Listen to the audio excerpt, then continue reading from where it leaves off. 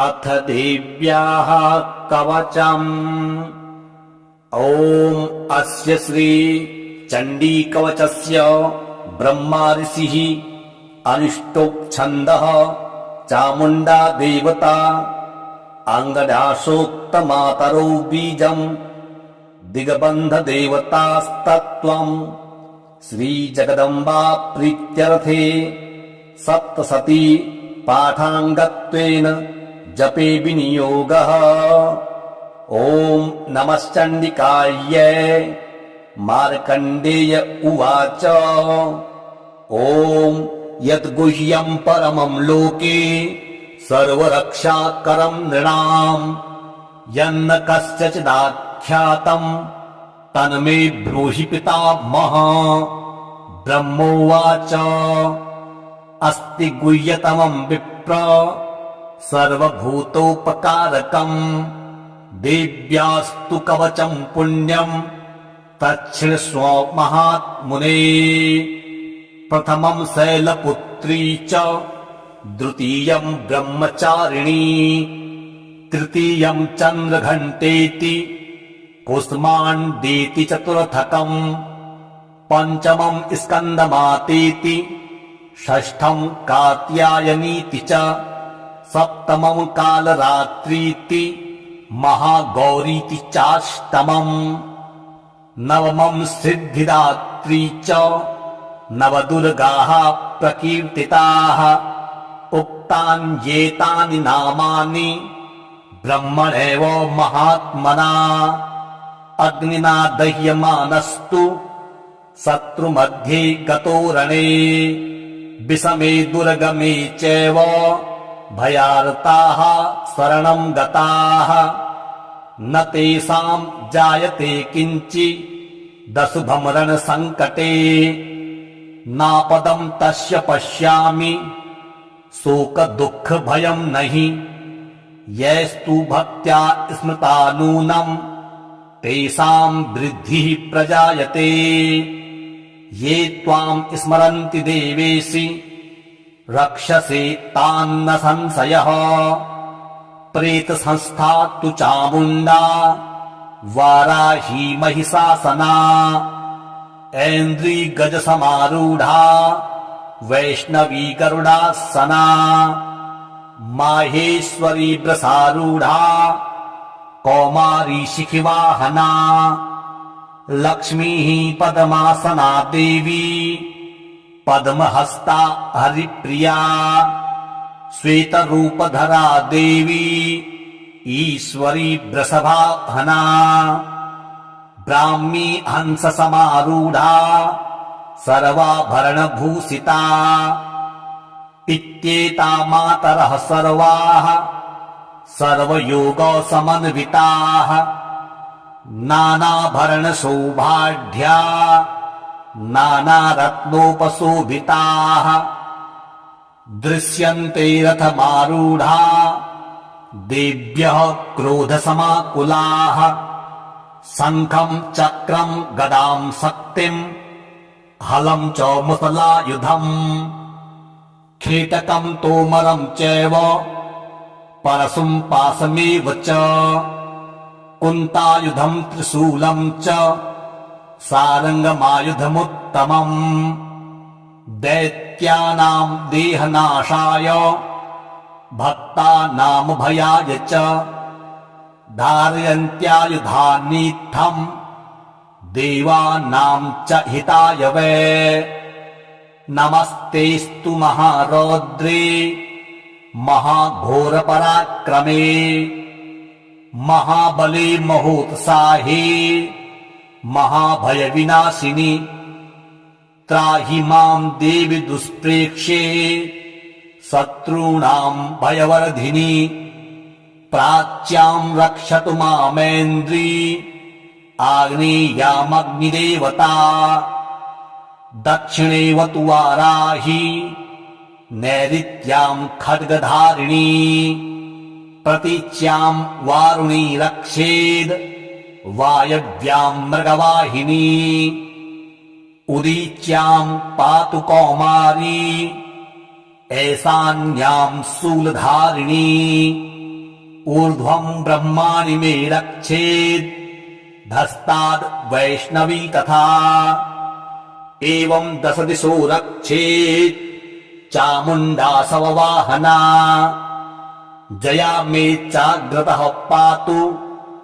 विजया पातु पृष्ठतः अजिता वाम पार्श्वे तु दक्षिणे चापराजिता शिखामुद्योतिनी रक्षेत् उमा मूर्धनि व्यवस्थिता मालाधरि ललाटे च भ्रुवो रक्षेद यश्विनी त्रिनेत्रा च भ्रुवोर्मध्ये यमघण्टा च नासिके शङ्खिनी चक्षुषोर्मध्ये सूत्रक्योर्द्वारवासिनी कपोलौ कालिका रक्षेत् कर्णमूले तु शाङ्करी नासिकायां सुगन्धा च उत्तरोष्ठे च चर्चिका अधरे चामृतकला जिह्वायां च सरस्वती दन्तान् रक्षतु कौमारी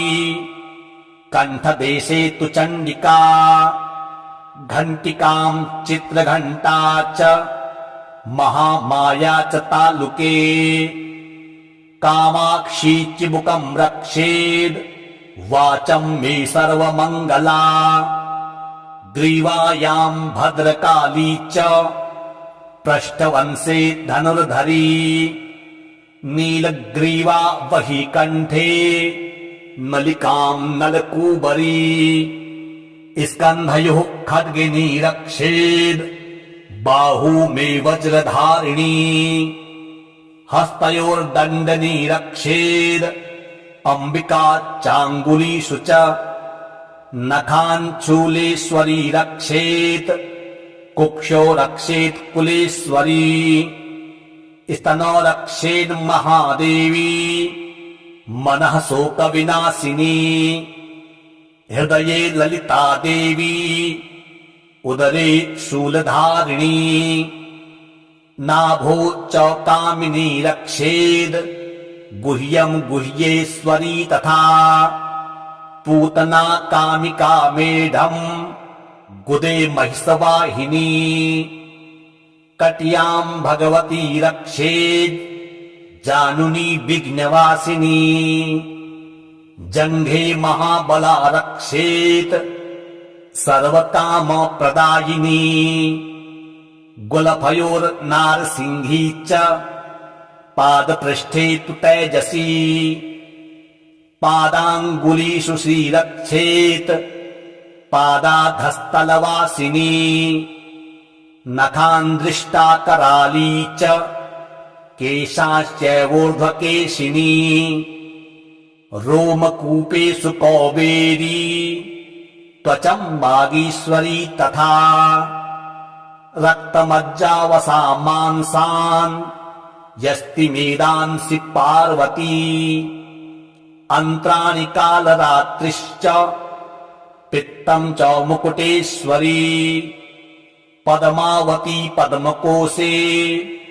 कफे चूडामणिस्तथा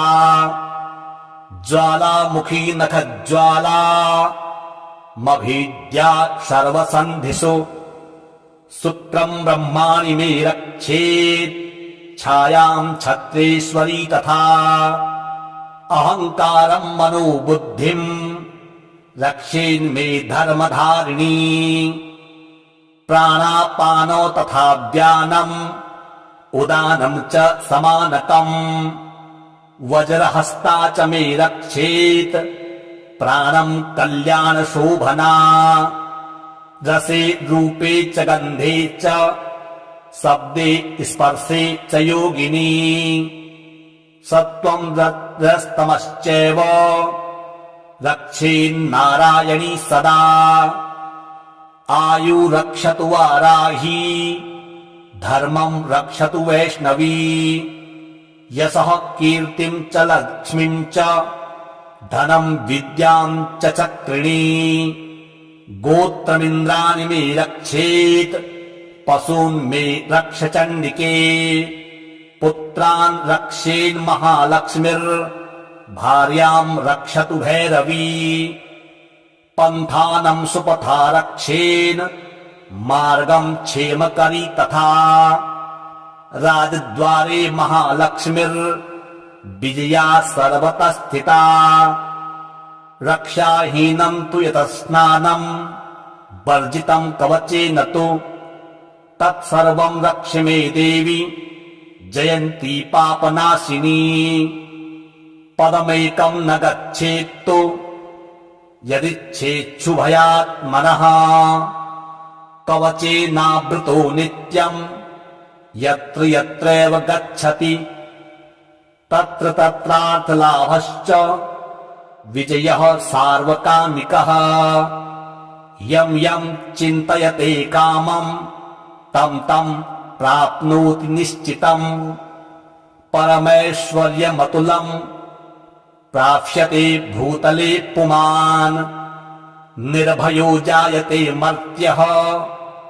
सङ्ग्रामेष्वपराजितः त्रैलोक्ये तु भवेत् पूज्यः कवचेनावृतः पुमान् इदम् तु देव्यः कवचम् देवानामपि दुर्लभम् यः पठेत् प्रयतो नित्यम् त्रिसन्ध्यम् श्रद्धयान्वितः देवी कला भवेत् तस्य त्रैलोक्येष्वपराजितः जीवेद् वर्षशतम् साग्रम् अपमृत्यु विवर्जितः नश्यन्ति व्याधयः सर्वे लूता विस्फोटदायकः स्थावरम् जङ्गमम् चैव कीर्तिमम् चापि यद्विषम् अविचाराणि सर्वाणि मन्त्रयन्त्राणि भूतले भूचराः खेचराश्चैव जलजाश्चोपदेशिकाः सहजा कुलजामाला डाकिनी शाकिनी तथा अन्तरिक्षचरा घोरा डाकिन्यश्च महाबलाः गृहभूतपिशाचाश्च यक्षगन्धर्वराक्षसाः ब्रह्मराक्षसवेतालाः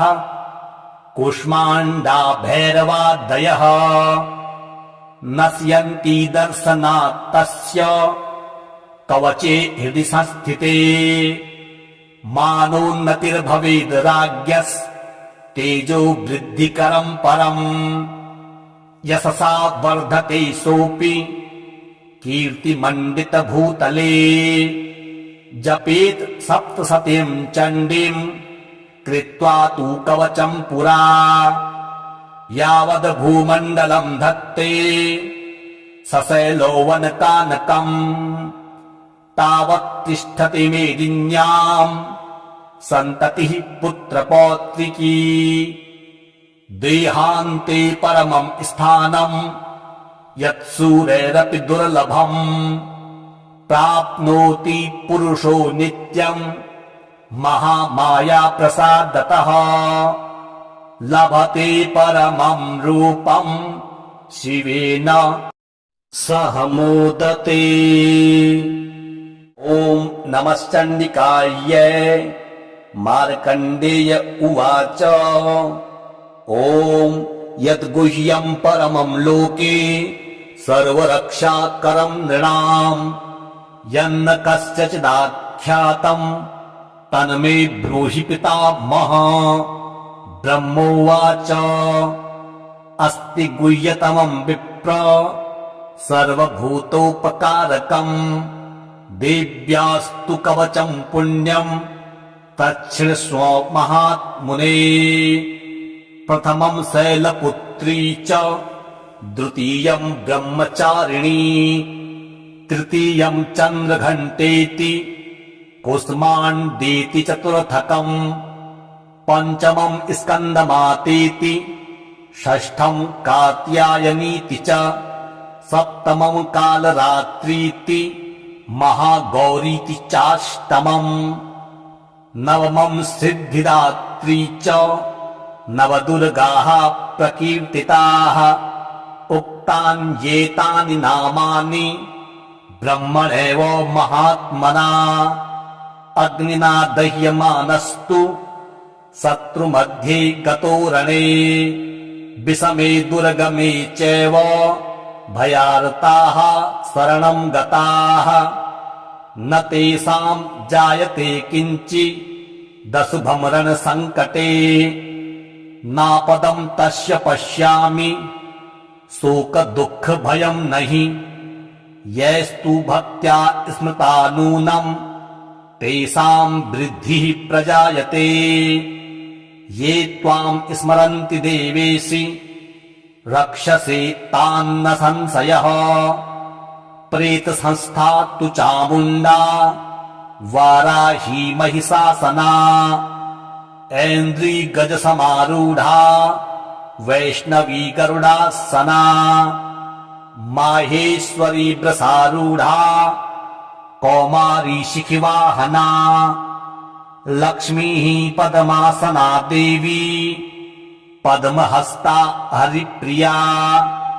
श्वेतरूपधरा देवी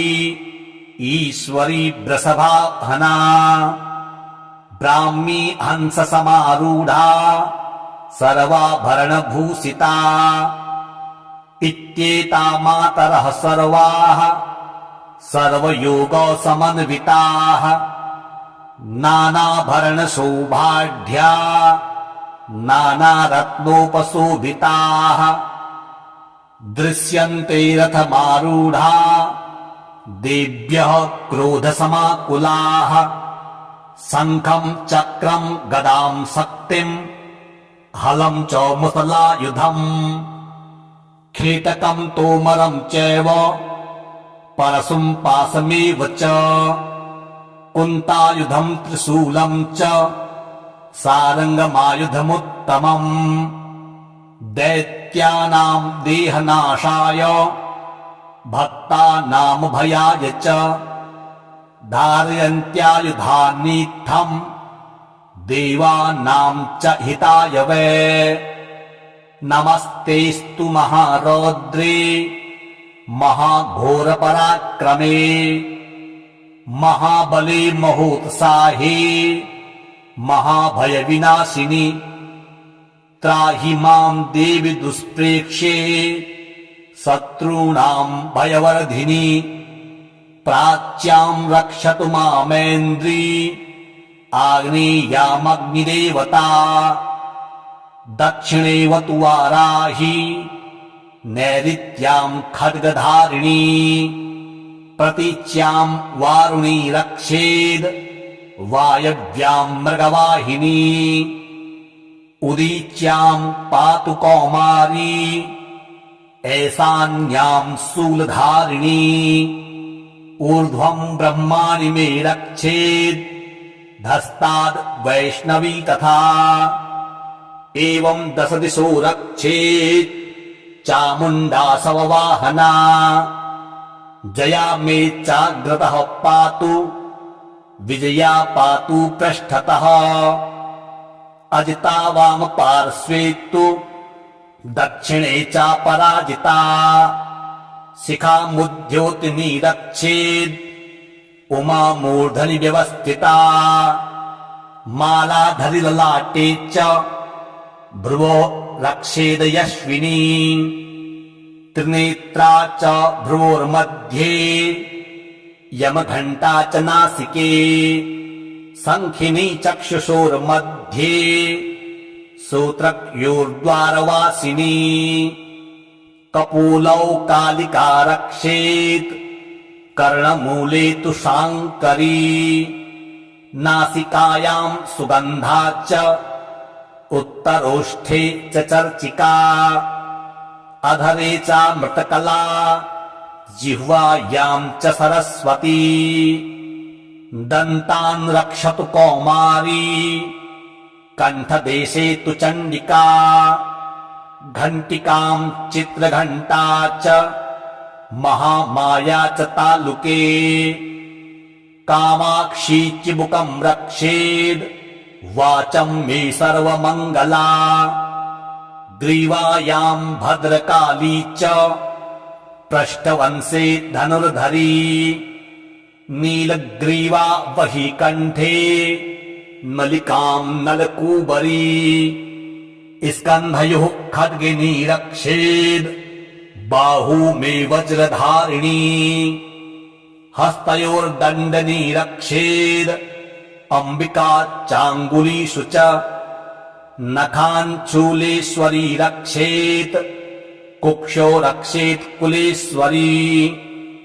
स्तनो रक्षेन् महादेवी मनः शोकविनाशिनी हृदये ललिता देवी उदरे शूलधारिणी नाभो च कामिनी रक्षेद् गुह्यम् गुह्येश्वरी तथा पूतना कामिका मेढम् गुदे महिषवाहिनी कट्याम् भगवती रक्षेद् जानुनी विघ्नवासिनी जङ्घे महाबला रक्षेत् सर्वकामप्रदायिनी गुलफयोर्नारसिंही च पादपृष्ठे तु तेजसी पादाङ्गुलीषु श्रीरक्षेत् पादाधस्तलवासिनी नखान् कराली च केशाश्चैवोर्ध्वकेशिनी रोमकूपेषु कौबेरी त्वचम् वागीश्वरी तथा रक्तमज्जावसा मांसान् यस्ति मेदांसि पार्वती अन्त्राणि कालरात्रिश्च पित्तम् च मुकुटेश्वरी पद्मावती पद्मकोशे कफे चूडामणिस्तथा ज्वालामुखी नखज्वाला मभीद्या सर्वसन्धिषु शुक्रम् ब्रह्माणि मे रक्षेत् छायाम् छत्रेश्वरी तथा अहङ्कारम् मनोबुद्धिम्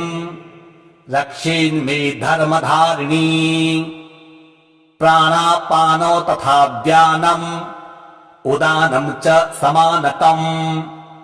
वज्रहस्ता च मे रक्षेत् प्राणम् कल्याणशोभना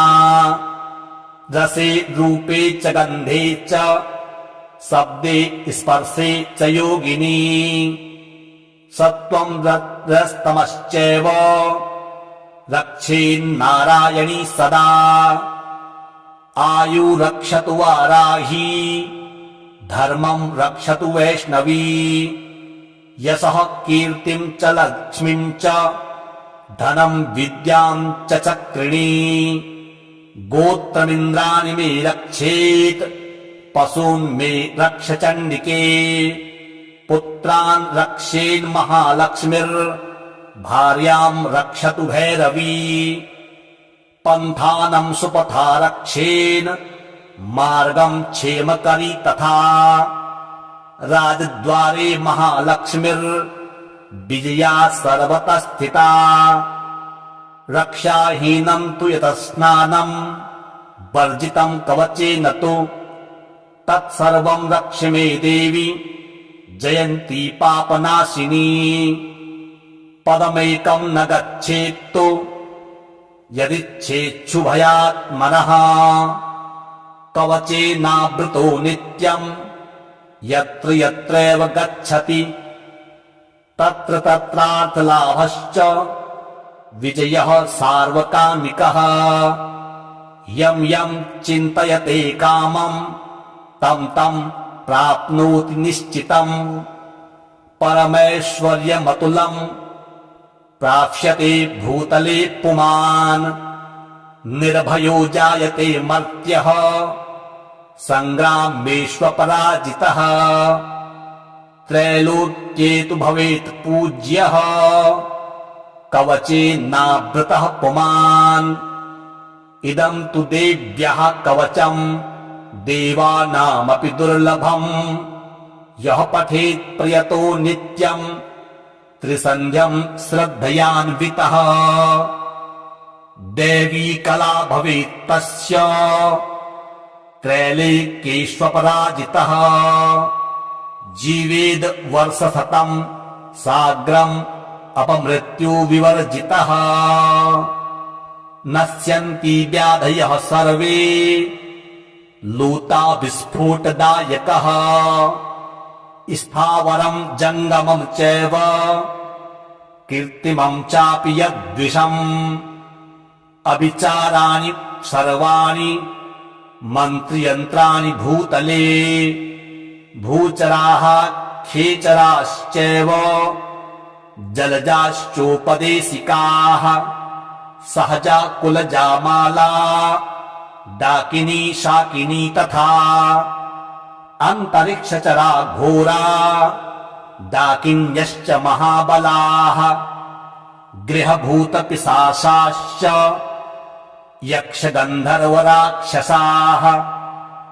ब्रह्मराक्षसवेतालाः कूष्माण्डा भैरवादयः नश्यन्ति दर्शनात् तस्य कवचे हृदि संस्थिते मानोन्नतिर्भवेद् राज्ञस्तेजो वृद्धिकरम् परम् यशसा वर्धते सोऽपि कीर्तिमण्डितभूतले जपेत् सप्तशतीम् चण्डीम् कृत्वा तु कवचम् पुरा यावद् भूमण्डलम् धत्ते सशैलोवनकानकम् तावत् तिष्ठति मेदिन्याम् सन्ततिः पुत्रपौत्रिकी देहान्ते परमम् स्थानम् यत्सूरैरपि दुर्लभम् प्राप्नोति पुरुषो नित्यम् महामाया प्रसादतः लभते परमम् रूपम् शिवेन सह मोदते। ॐ नमश्चण्डिकायै मार्कण्डेय उवाच ॐ यद्गुह्यम् परमम् लोके सर्वरक्षाकरम् नृणाम् यन्न कस्यचिदाख्यातम् तन्मे ब्रूहि पितामह। ब्रह्मोवाच अस्ति गुह्यतमम् विप्र सर्वभूतोपकारकम् देव्यास्तु कवचम् पुण्यम् तच्छृण्वस्व महात्मुने। प्रथमम् शैलपुत्री च द्वितीयम् ब्रह्मचारिणी तृतीयम् चन्द्रघण्टेति कुष्माण्डेति चतुर्थकम् पञ्चमम् स्कन्दमातेति षष्ठम् कात्यायनीति च सप्तमम् कालरात्रीति महागौरीति चाष्टमम् नवमम् सिद्धिदात्री च नवदुर्गाः प्रकीर्तिताः उक्तान्येतानि नामानि ब्रह्मणैव महात्मना अग्निना दह्यमानस्तु शत्रुमध्ये गतो रणे विषमे दुर्गमे चैव भयार्ताः शरणम् गताः न तेषाम् जायते किञ्चिदशुभम् रणसङ्कटे नापदम् तस्य पश्यामि शोकदुःखभयम् नहि यैस्तु भक्त्या स्मृता नूनम् तेषाम् वृद्धिः प्रजायते ये त्वाम् स्मरन्ति देवेशि रक्षसे तान्न संशयः प्रेतसंस्था तु चामुण्डा वाराही महिषासना ऐन्द्री गजसमारूढा वैष्णवी गरुडासना माहेश्वरी वृषारूढा कौमारी शिखिवाहना लक्ष्मीः पद्मासना देवी पद्महस्ता हरिप्रिया श्वेतरूपधरा देवी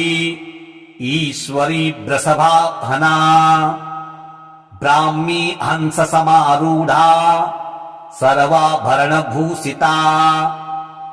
इत्येता मातरः सर्वाः सर्वयोग समन्विताः नानाभरणशोभाढ्या नानारत्नोपशोभिताः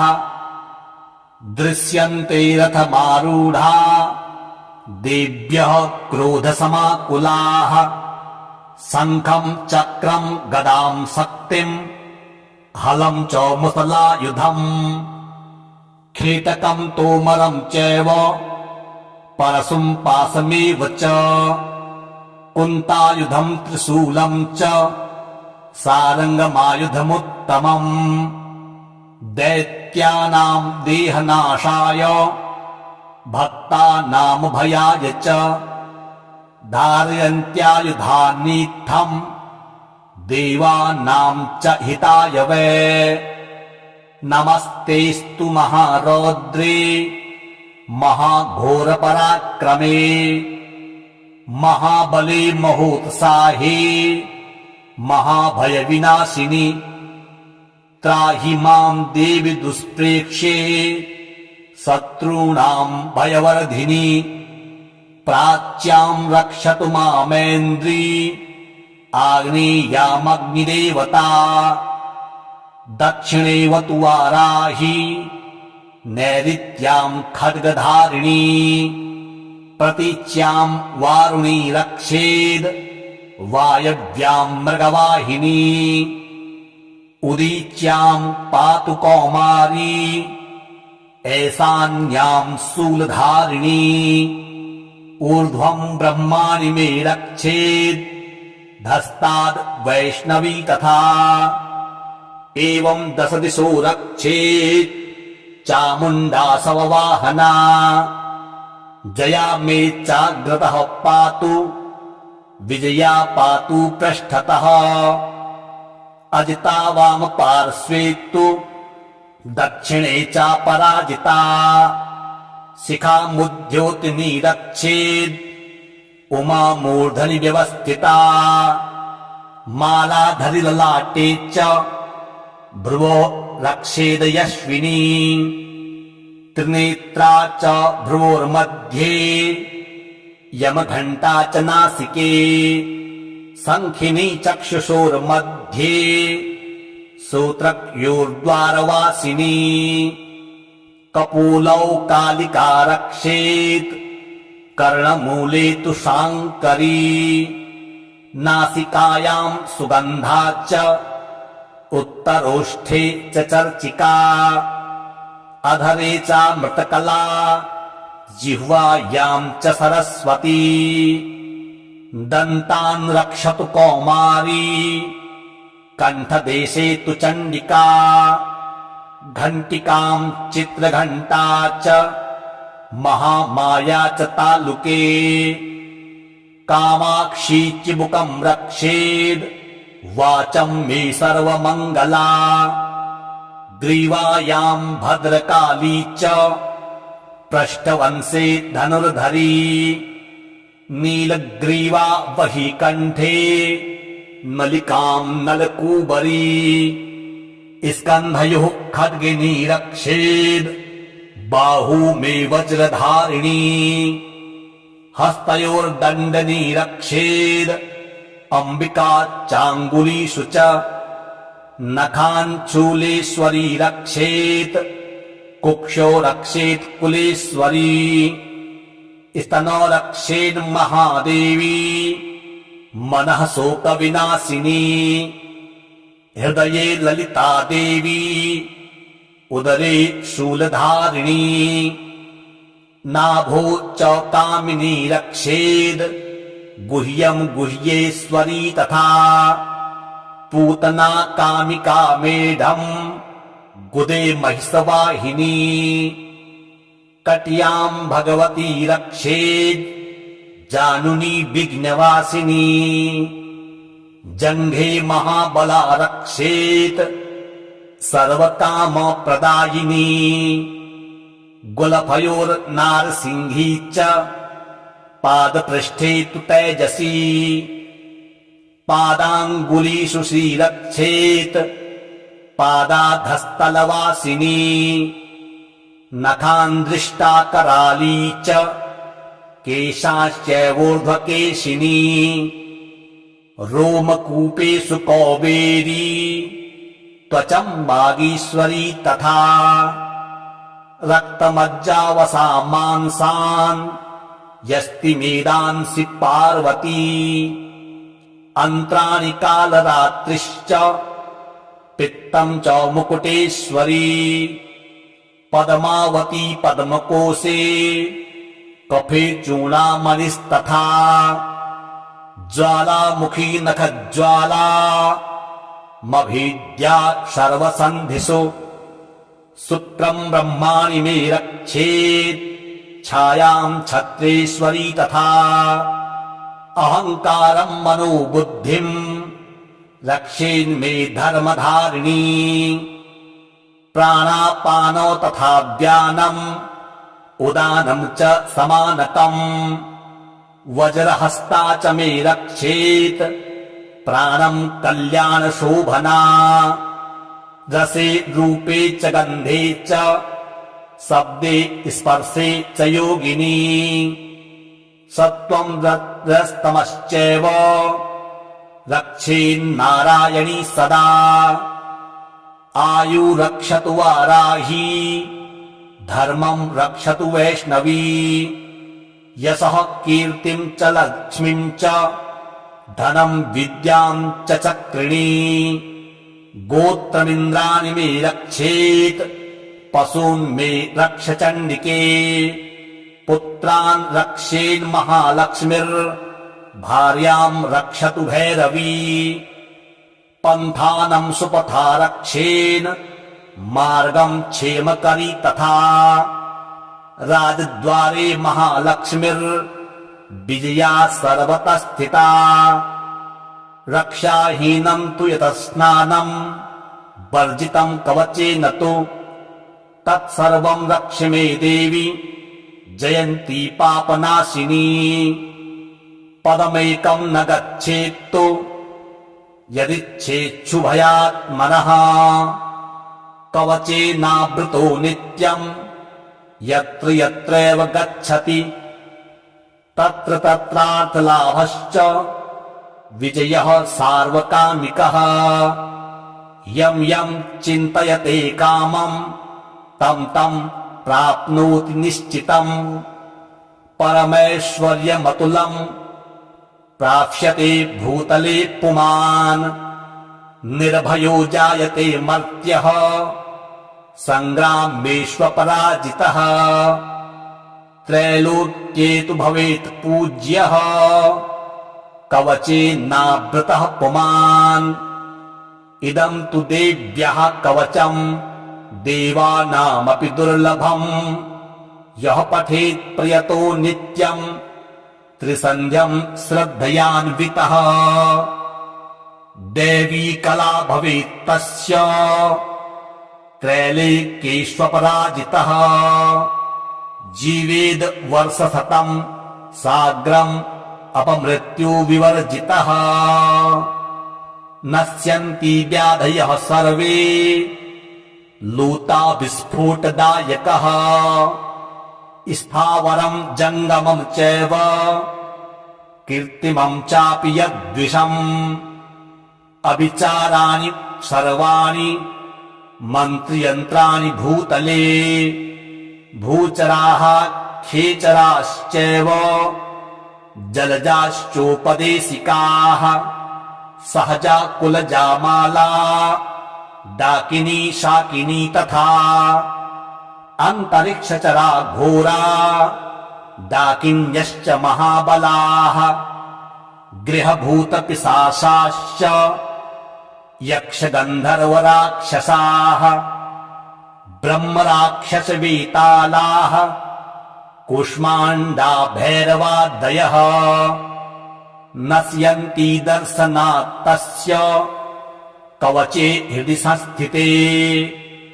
मानोन्नतिर्भवेद् राज्ञस्तेजो वृद्धिकरं परम्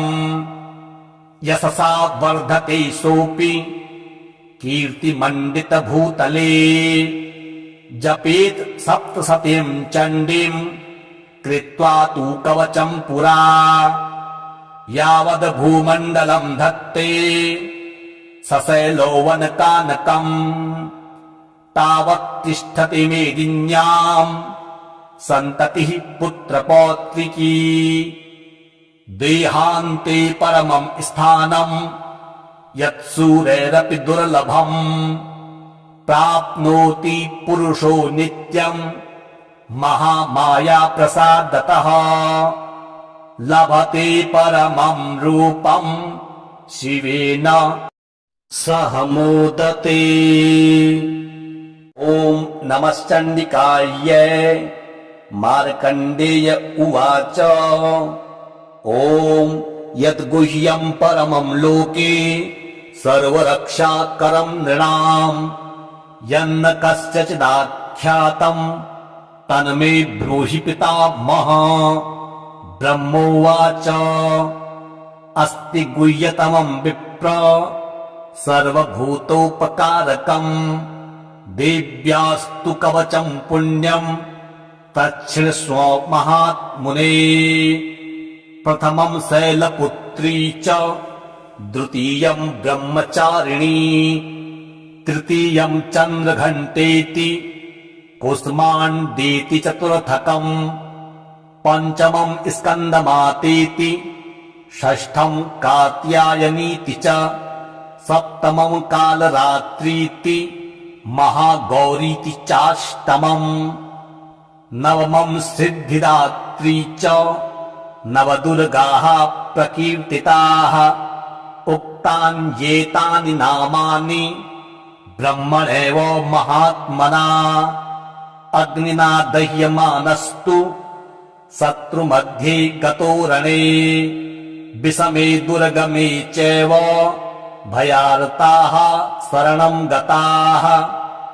न तेषाम् जायते किञ्चिदशुभम् रणसङ्कटे नापदम् तस्य पश्यामि शोकदुःखभयम् नहि यैस्तु भक्त्या स्मृता नूनम् तेषाम् वृद्धिः प्रजायते। ये त्वाम् स्मरन्ति देवेशि रक्षसे तान्न संशयः प्रेतसंस्था तु चामुण्डा वाराही महिषासना ऐन्द्री गजसमारूढा वैष्णवी गरुडासना माहेश्वरी वृषारूढा कौमारी शिखिवाहना लक्ष्मीः पद्मासना देवी पद्महस्ता हरिप्रिया श्वेतरूपधरा देवी ईश्वरी वृषभाहना ब्राह्मी हंससमारूढा सर्वाभरणभूषिता इत्येता मातरः सर्वाः सर्वयोगसमन्विताः नानाभरणशोभाढ्या नानारत्नोपशोभिताः दृश्यन्ते रथमारूढा देव्यः क्रोधसमाकुलाः शङ्खम् चक्रम् गदाम् शक्तिम् हलम् च मुसलायुधम् खेटकम् तोमरम् चैव परशुम् पाशमेव च कुन्तायुधम् त्रिशूलम् च सारङ्गमायुधमुत्तमम् दैत्यानाम् देहनाशाय भक्तानामभयाय च धारयन्त्यायुधानीत्थम् देवानाम् च हिताय वै नमस्तेस्तु महारौद्रे महाघोरपराक्रमे महाबले महोत्साहे महाभयविनाशिनि त्राहि माम् देवि दुष्प्रेक्ष्ये शत्रूणाम् भयवर्धिनि प्राच्याम् रक्षतु मामेन्द्री आग्नेयामग्निदेवता दक्षिणेवतु वाराही नैऋत्याम् खड्गधारिणी प्रतीच्याम् वारुणी रक्षेद् वायव्याम् मृगवाहिनी उदीच्याम् पातु कौमारी ऐसान्यां शूलधारिणी ऊर्ध्वं ब्रह्माणि मे रक्षेत् धस्ताद् वैष्णवी तथा एवं दश दिशो रक्षेत् चामुण्डा सववाहना जया मे चाग्रतः पातु विजया पातु पृष्ठतः अजिता वाम पार्श्वे तु दक्षिणे चापराजिता शिखामुद्योतिनी रक्षेत् उमा मूर्धनि व्यवस्थिता मालाधरि ललाटे च भ्रुवो रक्षेद यश्विनी त्रिनेत्रा च भ्रुवोर्मध्ये यमघण्टा च नासिके शङ्खिनी चक्षुषोर्मध्ये श्रोत्रयोर्द्वारवासिनी कपोलौ कालिका रक्षेत् कर्णमूले तु शाङ्करी नासिकायां सुगन्धा च उत्तरोष्ठे च चर्चिका अधरे चामृतकला जिह्वायां च सरस्वती दन्तान् रक्षतु कौमारी कण्ठदेशे तु चण्डिका घण्टिकां चित्रघण्टा च महामाया च तालुके कामाक्षी चिबुकं रक्षेद् वाचं मे सर्वमङ्गला ग्रीवायां भद्रकाली च पृष्ठवंशे धनुर्धरी नीलग्रीवा वही कण्ठे नलिकां नलकूबरी स्कन्धयोः खड्गिनी रक्षेद् बाहू मे वज्रधारिणी हस्तयोर्दण्डनी रक्षेद् अम्बिका चाङ्गुलीषु च नखान् चूलेश्वरी रक्षेत् कुक्षो रक्षेत् कुलेश्वरी स्तनो रक्षेन् महादेवी मनः शोकविनाशिनी हृदये ललिता देवी उदरे शूलधारिणी नाभो च कामिनी रक्षेद् गुह्यं गुह्येश्वरी तथा पूतना कामिका मेढम् गुदे महिषवाहिनी कट्यां भगवती रक्षेद् जानुनी विघ्नवासिनी जङ्घे महाबला रक्षेत् सर्वकामप्रदायिनी गुलफयोर्नारसिंही च पादपृष्ठे तु तेजसी पादाङ्गुलीषु श्रीरक्षेत् पादाधस्तलवासिनी नखान्दृष्टा कराली च केशाश्चैवोर्ध्वकेशिनी रोमकूपेषु कौबेरी त्वचं वागीश्वरी तथा रक्तमज्जावसा मांसान् यस्ति मेदांसि पार्वती अन्त्राणि कालरात्रिश्च पित्तं च मुकुटेश्वरी पद्मावती पद्मकोशे कफे चूडामणिस्तथा ज्वालामुखी नखज्वाला मभीद्या सर्वसन्धिषु शुक्रं ब्रह्माणि मे रक्षेत् छायां छत्रेश्वरी तथा अहङ्कारं मनोबुद्धिं रक्षेन्मे धर्मधारिणी प्राणापानो तथा व्यानम् उदानं च समानकम् वज्रहस्ता च मे रक्षेत् प्राणं कल्याणशोभना रसे रूपे च गन्धे च शब्दे स्पर्शे च योगिनी सत्त्वं रजस्तमश्चैव रक्षेन्नारायणी सदा आयु रक्षतु वाराही धर्मं रक्षतु वैष्णवी यशः कीर्तिं च लक्ष्मीं च धनं विद्यां च चक्रिणी गोत्रमिन्द्राणि मे रक्षेत् पशून् मे रक्ष चण्डिके पुत्रान् रक्षेन्महालक्ष्मीर्भार्याम् रक्षतु भैरवी पन्थानम् सुपथा रक्षेन् मार्गम् क्षेमकरी तथा राजद्वारे महालक्ष्मीर्विजया सर्वतः स्थिता रक्षाहीनम् तु यतः स्नानम् वर्जितम् कवचेन तु तत्सर्वम् रक्ष मे देवी जयन्ती पापनाशिनी पदमेकम् न गच्छेत्तु यदिच्छेच्छुभयात्मनः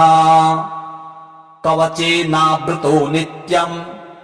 यत्र यत्रैव गच्छति तत्र तत्रार्थलाभश्च विजयः सार्वकामिकः यम् यम् चिन्तयते कामम्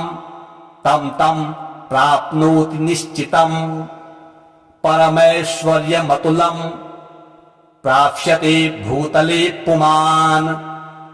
निर्भयो जायते मर्त्यः सङ्ग्रामेष्वपराजितः त्रैलोक्ये तु भवेत् पूज्यः कवचेनावृतः पुमान्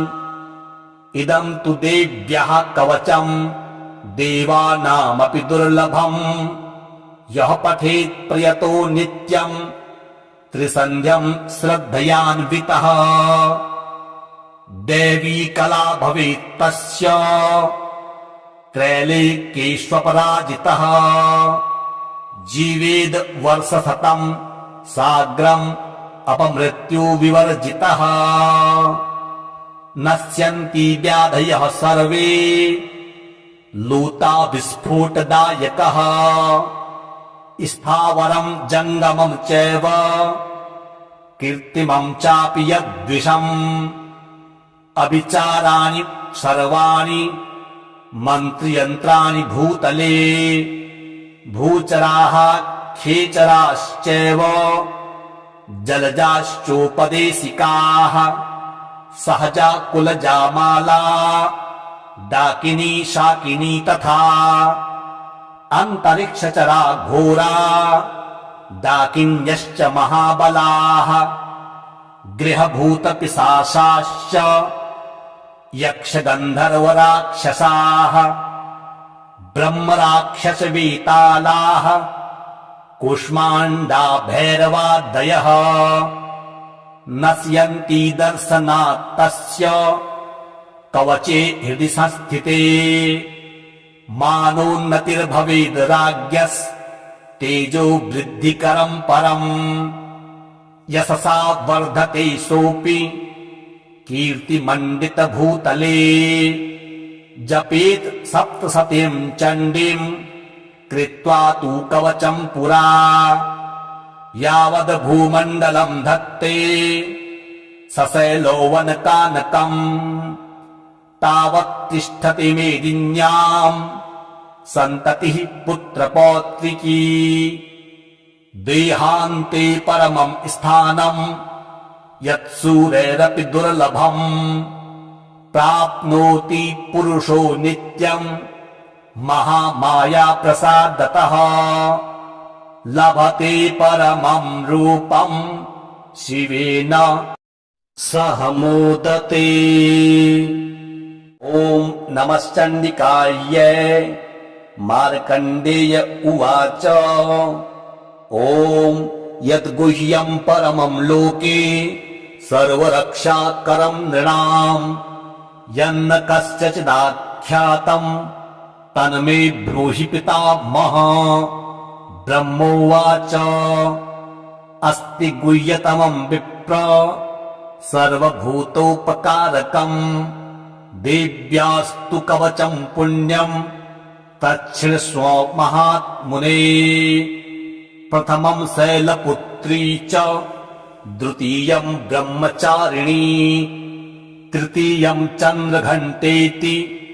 कुष्माण्डेति चतुर्थकम् पञ्चमम् स्कन्दमातेति षष्ठम् कात्यायनीति च सप्तमम् कालरात्रीति महागौरीति चाष्टमम् नवमं सिद्धिदात्री च नवदुर्गाः प्रकीर्तिताः उक्तान्येतानि नामानि ब्रह्मणेव महात्मना अग्निना दह्यमानस्तु शत्रुमध्ये गतो रणे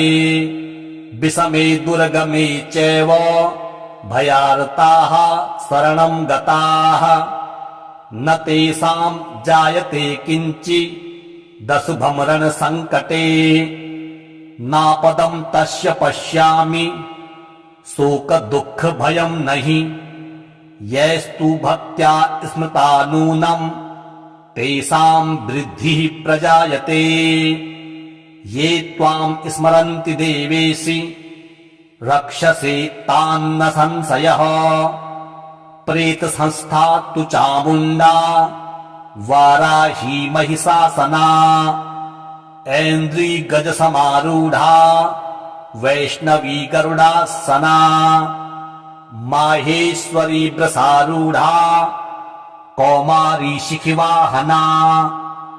लक्ष्मीः पद्मासना देवी पद्महस्ता हरिप्रिया श्वेतरूपधरा देवी ईश्वरी वृषभाहना ब्राह्मी हंससमारूढा सर्वाभरणभूषिता इत्येता मातरः सर्वाः सर्वयोगसमन्विताः नानाभरणशोभाढ्या नानारत्नोपशोभिताः दृश्यन्ते रथमारूढा देव्यः क्रोधसमाकुलाः शङ्खं चक्रं गदां शक्तिं हलं च मुसलायुधम् खेटकं तोमरं चैव परशुं पाशमेव च कुन्तायुधं त्रिशूलं च सारङ्गमायुधमुत्तमम् दैत्यानां देहनाशाय भक्तानां भयाय च धारयन्त्यायुधानीत्थं देवानां च हिताय वै नमस्तेस्तु महारौद्रे महाघोरपराक्रमे महाबले महोत्साहे महाभयविनाशिनि त्राहि मां देवि दुष्प्रेक्ष्ये शत्रूणां भयवर्धिनि प्राच्यां रक्षतु मामेन्द्री आग्नेयामग्निदेवता दक्षिणेवतु वाराही नैऋत्यां खड्गधारिणी प्रतीच्यां वारुणी रक्षेद् वायव्यां मृगवाहिनी उदीच्यां पातु कौमारी ऐशान्यां शूलधारिणी ऊर्ध्वं ब्रह्माणि मे रक्षेद् धस्ताद् वैष्णवी तथा एवं दश दिशो रक्षेत् चामुण्डा शववाहना जया मे चाग्रतः पातु विजया पातु पृष्ठतः अजिता वाम पार्श्वे तु दक्षिणे चापराजिता शिखामुद्योतिनी रक्षेद् उमा मूर्धनि व्यवस्थिता मालाधरि ललाटे च भ्रुवो रक्षेद यश्विनी त्रिनेत्रा च भ्रुवोर्मध्ये यमघण्टा च नासिके शङ्खिनी चक्षुषोर्मध्ये श्रोत्रयोर्द्वारवासिनी कपोलौ कालिका रक्षेत् कर्णमूले तु शाङ्करी नासिकायां सुगन्धा च उत्तरोष्ठे च चर्चिका अधरे चामृतकला जिह्वायां च सरस्वती दन्तान् रक्षतु कौमारी कण्ठदेशे तु चण्डिका घण्टिकां चित्रघण्टा च महामाया च तालुके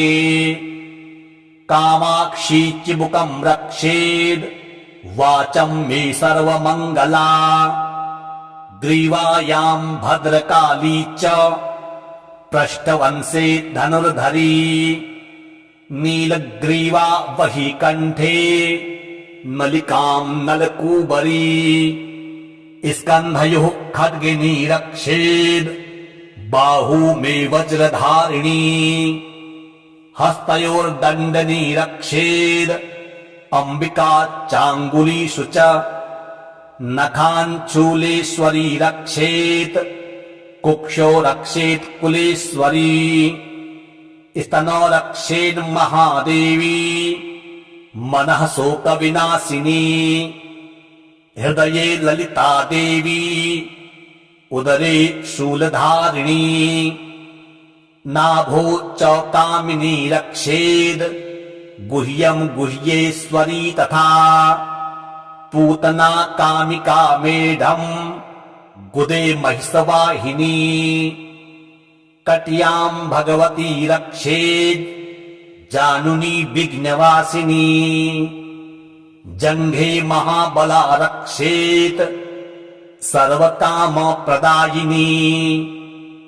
गुलफयोर्नारसिंही च पादपृष्ठे तु तेजसी पादाङ्गुलीषु श्रीरक्षेत् पादाधस्तलवासिनी नखान्दृष्टा कराली च केशाश्चैवोर्ध्वकेशिनी रोमकूपेषु कौबेरी त्वचं वागीश्वरी तथा रक्तमज्जावसा मांसान् यस्ति मेदांसि पार्वती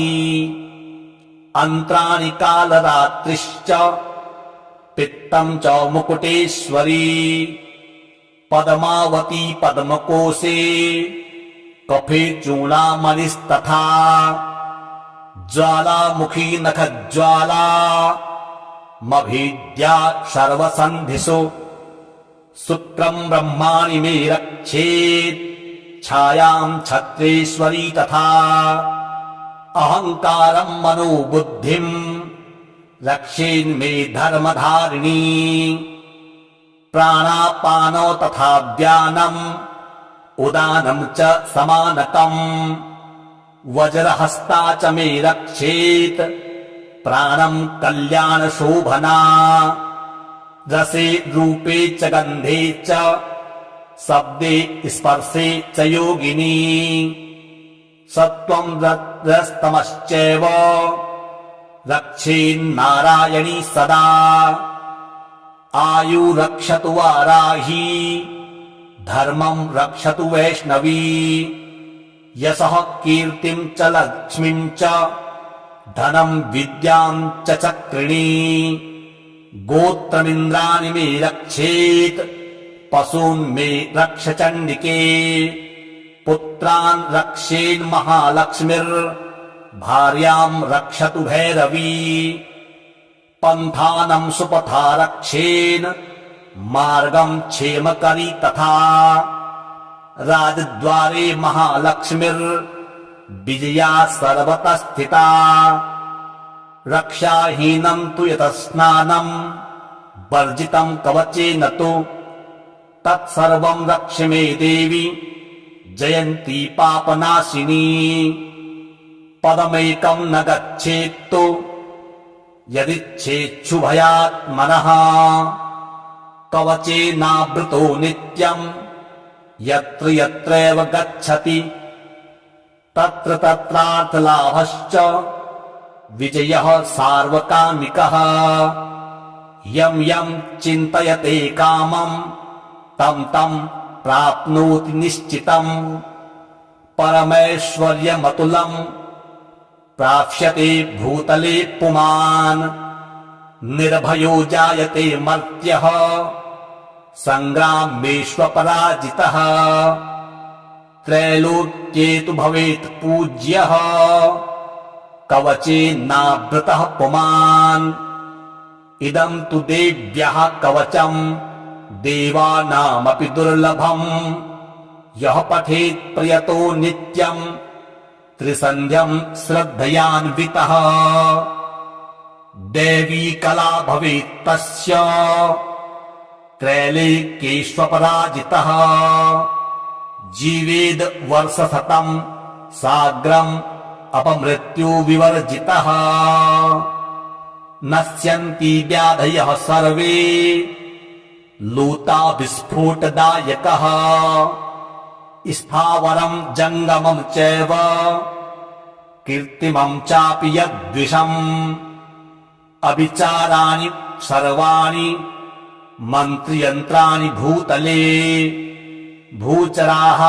खेचराश्चैव जलजाश्चोपदेशिकाः सहजा कुलजामाला डाकिनी शाकिनी तथा अन्तरिक्षचरा घोरा